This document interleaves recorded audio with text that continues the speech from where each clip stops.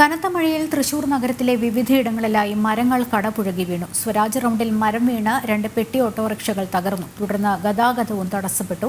ശക്തമായ മഴയിൽ ചരിത്രപ്രസിദ്ധമായ വടക്കുംനാഥ ക്ഷേത്ര മൈതാനത്തെ വിദ്യാർത്ഥി കോർണറിന്റെ അടിത്തറയും ഇളകി.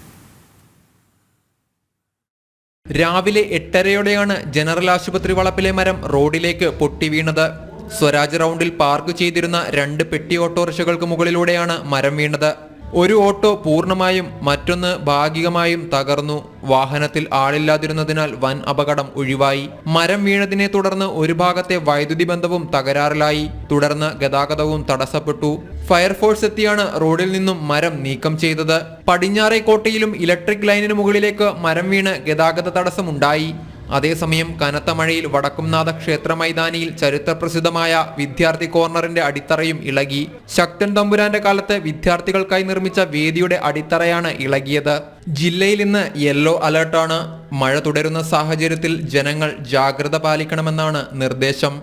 ജനം, തൃശൂർ.